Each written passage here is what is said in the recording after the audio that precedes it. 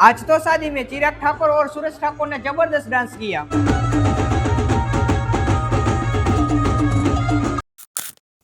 तो hello guys, आज है हितेश भाई की बहन की शादी। तो राजेश भाई का प्लानिंग है कि हमें मोरबी गाड़ी लेने के लिए जाना है, तो बस हम इसीलिए गाड़ी लेने के लिए निकल चुके हैं। और भाई साहब, आज मुझे मिलने के लिए मेरे सब्सक्राइबर सीधा ट्रेन लेकर ही आ गए हैं।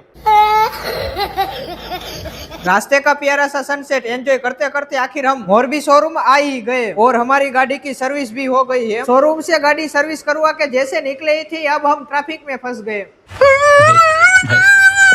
तो फाइनली गाइस, ट्रैफिक से हम निकल गए और अब हम घर आ गए। जैसे ही राजेश भाई डांस करके आए, उतने में हितेश भाई ने डांस करना शुरू कर दिया। तो फाइनली गाइस, आज ही हमारे साथ गुजरात के सबसे बड़े कॉमेडियन सुपरस्टार चिराग ठाकुर और नीलेश ठाकुर। फिर मैं उनसे मिलकर मैं स्टेज ऊपर आ गया।